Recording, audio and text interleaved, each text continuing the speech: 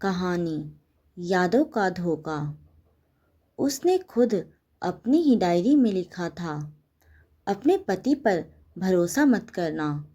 और अब उसे याद ही नहीं था कि उसने ऐसा क्यों लिखा। शादी के सिर्फ 3 दिन बाद अदिति की आंख अस्पताल में खुली। सिर पर पट्टी बंधी थी और उसकी यादों का एक हिस्सा जैसे किसी ने जानबूझकर मिटा दिया था। उसे अपना नाम याद था, अपना बचपन याद था, लेकिन शादी, पति, वो सब एक खाली जगह की तरह था, जहाँ कुछ होना चाहिए था पर था नहीं। डॉक्टर ने कहा, हल्की चोट है, याददाश्त वापस आ सकती है, लेकिन कब ये कोई नहीं जानता। तभी उसके सामने खड़ा एक लड़का, विवान, खुद को उसका पति बता रहा था। वह मुस्कुरा रहा था, उसका ख्याल रख रहा था, हर बात में साथ दे रहा था, लेकिन उसकी आंखों में कुछ था जो अदिति को बेचैन कर रहा था, जैसे वो कुछ छुपा रहा हो या शायद कुछ ज़्यादा ही सही दिखाने की कोशिश कर रहा हो। घर लौटने के बाद सब कुछ सामान्य दिखाने की कोशिश हुई। दीवारों पर शादी की तस्वीरें, फ़ोन में वीडियो, परिवार की बातें, हर चीज़ यही साबित कर रही थी कि यह एक खुशहाल शादी थी। लेकिन अदिति को हर चीज़ में एक अजीब सी बनावट महसूस होने लगी, जैसे कोई कहानी बहुत ध्यान से रची गई हो पर सच्ची ना हो। रात को जब वह अकेली होती तो उसे बार बार वही एहसास आता, जैसे कोई सच उससे छुपाया जा रहा है और उसका अपना ही दिल उसे चेतावनी दे रहा है। और फिर उस रात उसने अलमारी खोली। अंदर एक कोने में रखी पुरानी डायरी पर उसकी नज़र पड़ी। उसका नाम लिखा था, लेकिन उसे याद नहीं था कि उसने इसे कभी लिखा हो। उसने कांपते हाथों से पहला पन्ना खोला और पढ़ते ही उसका दिल जैसे रुक गया। अगर तुम ये पढ़ रही हो तो इसका मतलब है कि तुम्हारी याददाश्त जा चुकी है, और सबसे ज़रूरी बात, जिस आदमी के साथ तुम रह रही हो उस पर भरोसा मत करना। अदिति के हाथ कांपने लगे। उसने तुरंत कमरे की तरफ देखा जहां विवान सो रहा था, या शायद सोने का नाटक कर रहा था। अब सवाल ये नहीं था कि उसे कुछ याद क्यों नहीं, सवाल ये था कि उसने खुद को इस आदमी से दूर रहने की चेतावनी क्यों दी थी। और सबसे डरावनी बात, उसे यह समझ नहीं आ रहा था कि वो खतरे में है या वो खुद किसी के लिए खतरा थी। अदिति के हाथ अब भी कांप रहे थे, लेकिन उसने डायरी बंद नहीं की, क्योंकि अब डर से ज़्यादा उसे सच जानने की ज़रूरत थी। उसने धीरे धीरे अगला पन्ना पलटा। अगर तुम यहाँ तक पढ़ चुकी हो तो प्लीज़ शांत रहना, और सबसे पहले ये समझना कि तुम्हारे आसपास जो लोग हैं वो सब वैसे नहीं हैं जैसे दिखते हैं। अदिति की धड़कन तेज हो गई। उसने एक बार फिर कमरे की तरफ देखा। विवान अब भी उसी तरह लेटा हुआ था, लेकिन अब उसे हर चीज़ शक वाली लगने लगी थी। क्या वो सच में सो रहा था या उसे देख रहा था? उसने फिर पढ़ना शुरू किया। तुम्हारी शादी एक एक्सीडेंट नहीं थी, ये प्लान थी, और इस प्लान में सबसे बड़ा नाम है विवान। ये पढ़ते ही अदिति का दिमाग सुन पड़ गया। उसकी सांसें तेज हो गईं। वो लड़का जो पिछले 3 दिनों से उसका ख्याल रख रहा था, क्या वही उसकी जिंदगी का सबसे बड़ा खतरा था? उसने जल्दी जल्दी अगले शब्द पढ़े। वो तुम्हें प्यार नहीं करता, वो तुम्हें इस्तेमाल कर रहा है। और अगर तुम ये पढ़ रही हो तो इसका मतलब है कि वो तुम्हें रोक नहीं पाया, या फिर उसने तुम्हें रोकने के लिए कुछ बहुत बड़ा किया है। अदिति के हाथ से डायरी लगभग गिर ही गई। उसी पल बिस्तर पर हल्की सी हरकत हुई। विवान करवट बदल रहा था। अदिति तुरंत शांत हो गई। उसने डायरी बंद की और ऐसे लेट गई जैसे सो रही हो। लेकिन अब उसकी आंखें खुली थी और दिमाग पहले से ज़्यादा जाग चुका था। कुछ सेकंड बाद उसे महसूस हुआ कोई उसे देख रहा है। उसने धीरे से पलकें झपकाईं और सामने विवान खड़ा था। उसकी आंखों में अब वो नरमी नहीं थी, कुछ और था, कुछ ठंडा, कुछ खतरनाक। नींद नहीं आ रही? उसने हल्की मुस्कान के साथ पूछा। अदिति का गला सूख गया, लेकिन उसने खुद को संभालते हुए कहा, बस ऐसे ही। विवान कुछ सेकंड उसे देखता रहा, जैसे वो उसके चेहरे से सच पढ़ने की कोशिश कर रहा हो। फिर वह धीरे से मुस्कुराया। तुम्हें डरने की ज़रूरत नहीं अदिति, मैं हूं ना। ये वही लाइन थी जो कोई सुकून देने के लिए बोलता है, लेकिन इस बार इसमें सुकून नहीं, एक अजीब सा डर छुपा था। उस रात अदिति को नींद नहीं आई। उसके दिमाग में सिर्फ एक सवाल घूम रहा था, अगर विवान सच में खतरनाक है तो मैंने उससे शादी क्यों की? अगली सुबह उसने सामान्य दिखने की पूरी कोशिश की। नाश्ते की टेबल पर बैठी उसने पहली बार खुद से ज़्यादा विवान को ऑब्जर्व किया। उसका हर गेस्चर, हर एक्सप्रेशन, और जितना वो देखती गई उतना ही उसे एहसास होने लगा कि वो कुछ छुपा रहा है। अचानक उसका फ़ोन वाइब्रेट हुआ। एक अननोन नंबर से मैसेज था। अगर सच जानना है तो आज शाम 5 बजे पुराने रेलवे स्टेशन आओ और अकेले आना। अदिति का दिल जोर से धड़कने लगा। उसने तुरंत ऊपर देखा। विवान उसकी तरफ ही देख रहा था, जैसे उसे पहले से पता हो कि मैसेज क्या है। उसने हल्की मुस्कान के साथ पूछा, किसका मैसेज था? अदिति ने फ़ोन बंद कर दिया और पहली बार झूठ बोला, कोई नहीं, गलत नंबर। विवान कुछ नहीं बोला, बस मुस्कुराया। लेकिन उस मुस्कान में अब एक साफ चेतावनी थी। वो सब कुछ देख रहा है। अब अदिति के पास दो रास्ते थे, या तो वो डरकर सब भूल जाए, या फिर उस स्टेशन पर जाकर सच का सामना करे, चाहे जो भी हो। और उसने फैसला कर लिया, क्योंकि अब उसे सिर्फ एक चीज़ चाहिए थी, सच।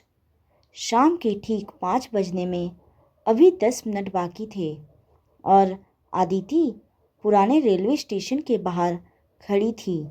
वही जगह जो अब शहर के नक्शे में भी बस नाम भर रह गई थी। टूटी हुई बेंचें, जंग लगी पटरियां और हवा में एक अजीब सी खामोशी, जैसे यहाँ कोई आता ही नहीं। उसने चारों तरफ नज़र दौड़ाई, कोई नहीं था। दिल ज़ोर से धड़क रहा था, लेकिन वह वापस नहीं मुड़ी। उसे अब सच चाहिए था, चाहे जो भी हो। तभी पीछे से एक धीमी आवाज़ आई, तुम आ ही गई। अदिति पलटी। सामने एक लड़की खड़ी थी, करीब उसकी ही उम्र की। चेहरे पर घबराहट साफ दिख रही थी। कौन हो तुम? अदिति ने सीधे पूछा, लड़की ने जल्दी से इधर उधर देखा, फिर धीमे से बोली, नाम जानना ज़रूरी नहीं, यह जानना ज़रूरी है कि तुम खतरे में हो। आदिति के अंदर एक झटका सा लगा। मुझे ये पहले से पता है, पर सच क्या है? लड़की ने गहरी सांस ली। सच ये है कि तुम्हारी शादी कोई इत्तेफाक नहीं थी, ये एक प्लान था और इस प्लान में तुम टारगेट थी। आदिति का दिल जैसे एक पल के लिए रुक गया। टारगेट? क्यों? लड़की ने जवाब देने से पहले कुछ सेकंड लिए, जैसे शब्द चुन रही हो। क्योंकि तुमने कुछ ऐसा देख लिया था जो तुम्हें नहीं देखना चाहिए था। आदिति का दिमाग तेजी से दौड़ने लगा। क्या? लड़की ने सीधे उसकी आंखों में देखा। एक फाइल, एक वीडियो जिसमें विवान और उसके कुछ लोग गैर कानूनी काम करते दिख रहे थे। तुम उस कंपनी में काम करती थी जहां ये सब छुपाया जा रहा था और गलती से तुम्हारे हाथ वो सब लग गया। आदिति की सांसें भारी हो गई। उसे कुछ कुछ याद आने लगा। ऑफिस, कंप्यूटर स्क्रीन, कोई वीडियो और फिर एक तेज झटका। एक्सीडेंट? तो एक्सीडेंट? उसने टूटती आवाज़ में पूछा। लड़की ने सिर हिलाया। वो एक्सीडेंट नहीं था, वो तुम्हें चुप कराने की कोशिश थी। आदिति के पैरों तले ज़मीन खिसक गई। और शादी? शादी एक कवर थी, लड़की बोली, ताकि तुम हमेशा उसकी नज़र के सामने रहो और अगर तुम्हें कुछ याद भी आए तो तुम कुछ कर ना सको। आदिति के दिमाग में सब कुछ जुड़ने लगा। डायरी, चेतावनी, विवान का अजीब व्यवहार, सब कुछ। और तुम? आदिति ने पूछा, तुम्हें ये सब कैसे पता? लड़की की आंखें एक पल के लिए झुक गई। क्योंकि मैं भी उसी कंपनी में काम करती थी और मैंने तुम्हें उस दिन देखा था जब तुम वो फाइल कॉपी कर रही थी। मैंने तुम्हें रोकना चाहा, पर तब तक देर हो चुकी थी। आदिति कुछ और पूछती उससे पहले ही अचानक दूर से कार के ब्रेक की आवाज़ आई। दोनों ने एक साथ मुड़कर देखा। एक काली गाड़ी स्टेशन के बाहर आकर रुकी थी। लड़की का चेहरा सफ़ेद पड़ गया। वो आ गया। कौन? आदिति ने घबराकर पूछा, लेकिन जवाब देने की ज़रूरत नहीं पड़ी।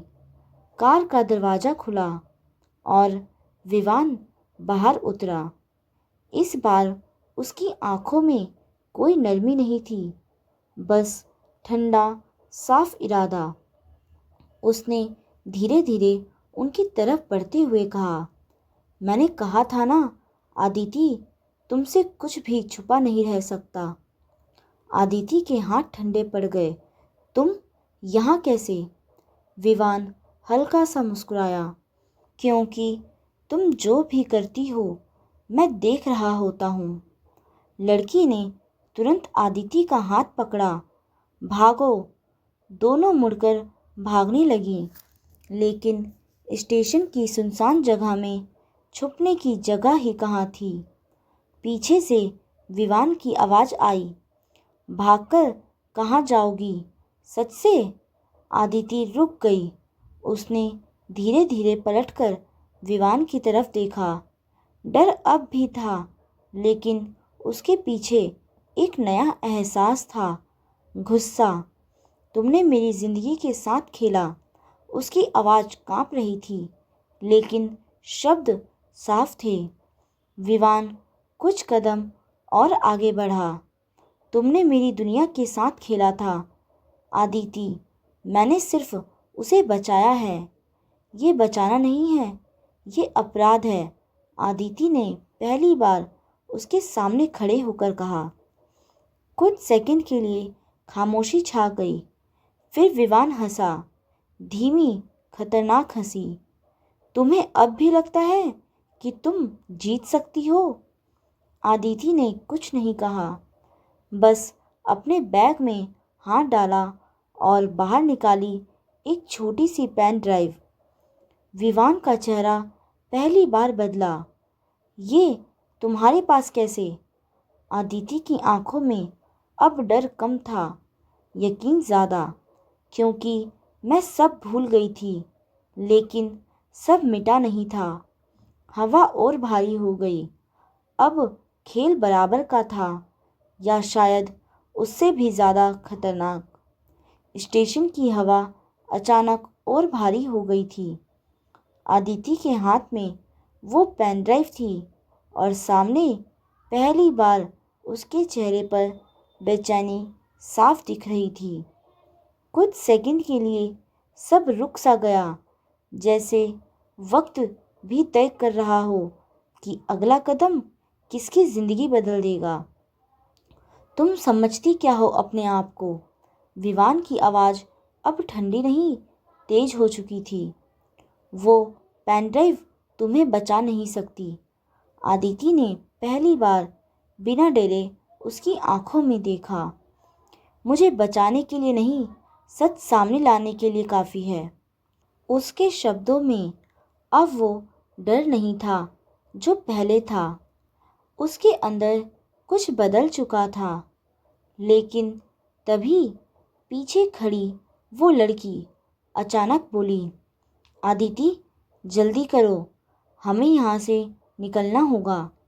उसकी आवाज़ में घबराहट थी, लेकिन उसमें एक अजीब सी जल्दबाजी भी थी, जैसे वह सिर्फ भागना चाहती हो, सच से नहीं बल्कि किसी और चीज़ से।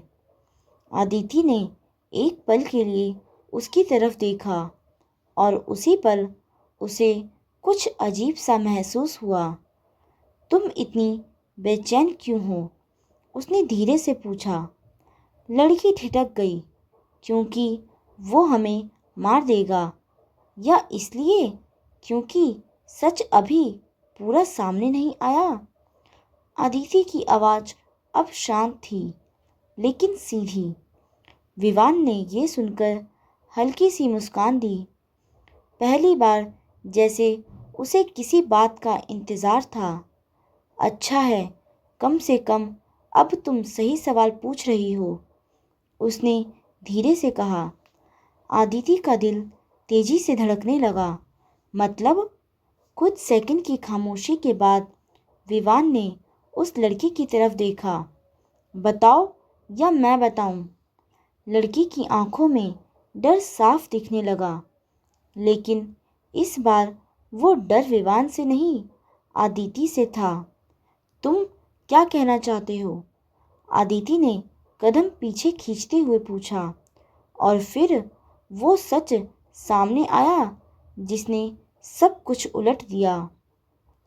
तुम जिस पर भरोसा कर रही हो, विवान ने धीरे से कहा, वही तुम्हें यहाँ तक लाने वाली है। आदिति ने हैरानी से उस लड़की की तरफ देखा। क्या? लड़की की आंखों से आंसू निकल आए। मैं मजबूर थी। मजबूर? आदिति की आवाज़ टूट गई। तुमने मुझे यहाँ बुलाया, ये सब बताया, और अब? क्योंकि ये सब आधा सच था, विवान ने बीच में कहा। हाँ, कंपनी में गलत काम होते हैं, लेकिन वो सब मेरे नहीं, इसके प्लान का हिस्सा है। उसने उंगली उस लड़की की तरफ उठाई। आदिति के लिए ये समझना मुश्किल हो गया। ये झूठ है तो फिर इसे पूछ लो। विवान शांत हो गया। पूछो कि उस दिन ऑफिस में तुम्हें किसने वो फाइल दी थी और किसने कहा था उसे कॉपी करने के लिए। आदिति ने कांपते हुए उस लड़की की तरफ देखा। सच क्या है? लड़की ने आंखें बंद कर ली, जैसे अब छुपाने के लिए कुछ बचा ही नहीं था। मैंने दिया था। उसकी आवाज़ बहुत धीमी थी। मैं चाहती थी कि वो फाइल बाहर आए ताकि सब कुछ सामने आ जाए। लेकिन मुझे नहीं पता था कि बात यहाँ तक पहुँच जाएगी। और एक्सीडेंट? आदिति ने पूछा। लड़की रो पड़ी। वो प्लान नहीं था, लेकिन जब तुम बच गई तो इसे ख़त्म करना पड़ा। विवान ने बात पूरी की। और इसलिए मैंने शादी का रास्ता चुना, ताकि मैं तुम्हें अपने पास रख सकूं, तुम्हें सुरक्षित भी और कंट्रोल भी। आदिति के दिमाग में जैसे तूफान चल रहा था। दोनों सच बोल रहे थे या दोनों झूठ। उसे समझ नहीं आ रहा था कि असली दुश्मन कौन है। तभी विवान एक कदम आगे बढ़ा। आदिति, मैं गुनहगार हूँ, लेकिन तुम्हारा दुश्मन नहीं। और उसी पल लड़की ने जेब से कुछ निकाला, एक छोटा सा ब्लेड। तुम्हें सच्चाई नहीं चाहिए आदिति, तुम्हें बस बचना है। उसकी आवाज़ अचानक बदल चुकी थी। अब उसमें डर नहीं, सकती थी। आदिति पीछे हट गई। अब उसे समझ आ रहा था, खेल उससे कहीं बड़ा था जितना उसने सोचा था। एक तरफ वो इंसान था जिससे उसे डरना सिखाया गया, और दूसरी तरफ वो जिस पर उसने भरोसा किया। और दोनों में से एक झूठ बोल रहा था, या शायद दोनों। स्टेशन की हवा अब और भारी हो चुकी थी। आदिति के सामने दो चेहरे थे। दोनों सच बोलने का दावा कर रहे थे, और दोनों पर भरोसा करना नामुमकिन लग रहा था। एक तरफ विवान खड़ा था, जिससे उसे डरना सिखाया गया, और दूसरी तरफ वही लड़की जिस पर उसने अभी तक यकीन किया था। लेकिन अब बात भरोसे की नहीं थी, सच की थी। आदिति ने गहरी सांस ली और पहली बार बिना डरे बोली, बस अब और नहीं, आज सच खत्म होगा। दोनों की नज़रें उस पर टिक गईं।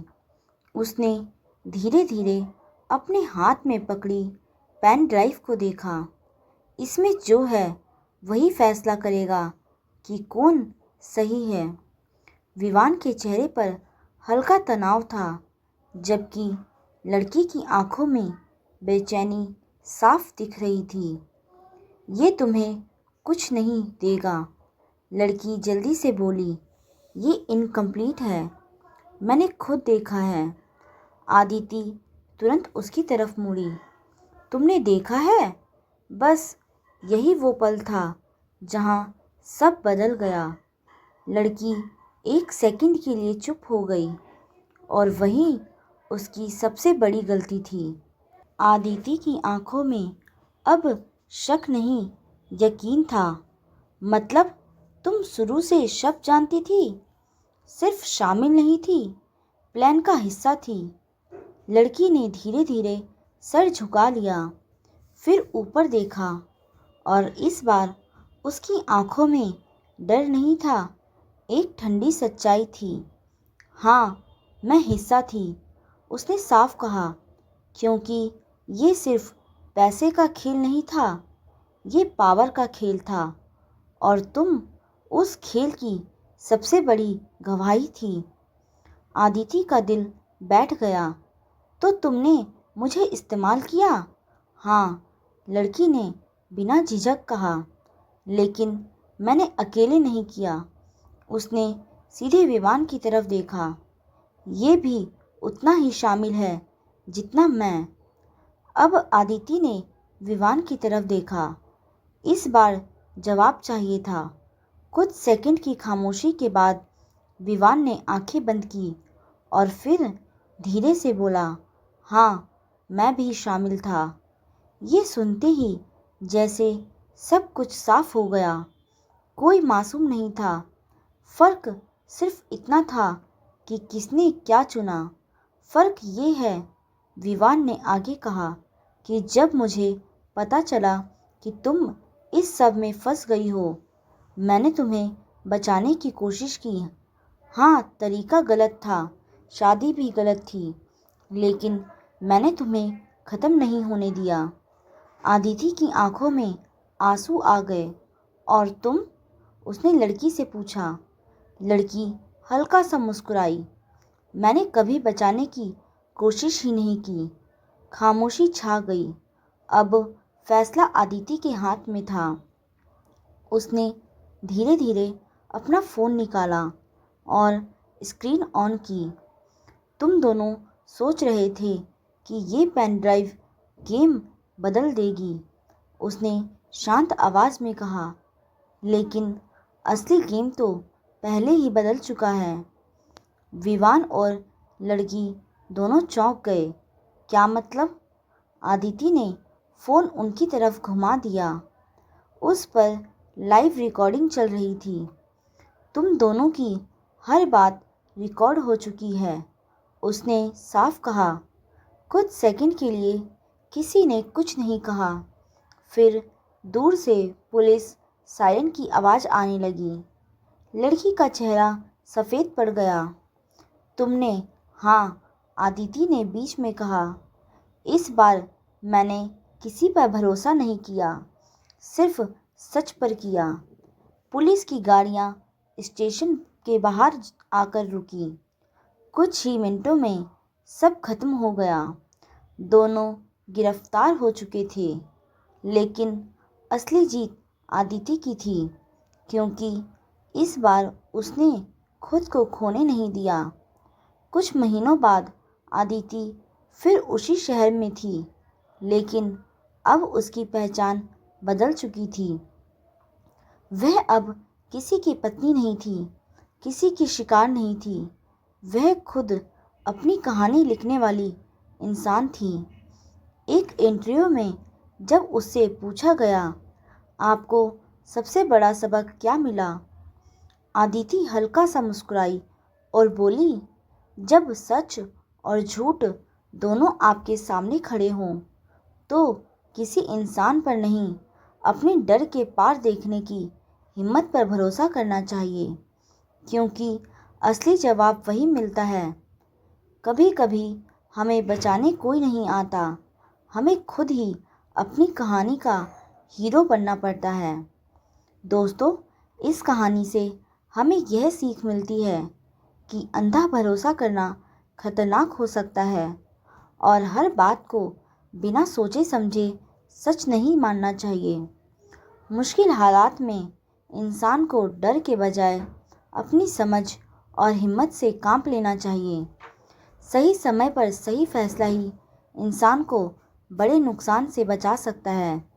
दोस्तों, उम्मीद करती हूँ कि आपको ये कहानी पसंद आई होगी, और अगर आपको ये कहानी पसंद आई हो तो प्लीज़ इस वीडियो को लाइक और हाइप करना ना भूलें, और अगर आप इस चैनल पर नए हों तो सब्सक्राइब करके जाएं। अब हम मिलते हैं एक नई वीडियो में एक नई कहानी के साथ। जब तक के लिए बाय।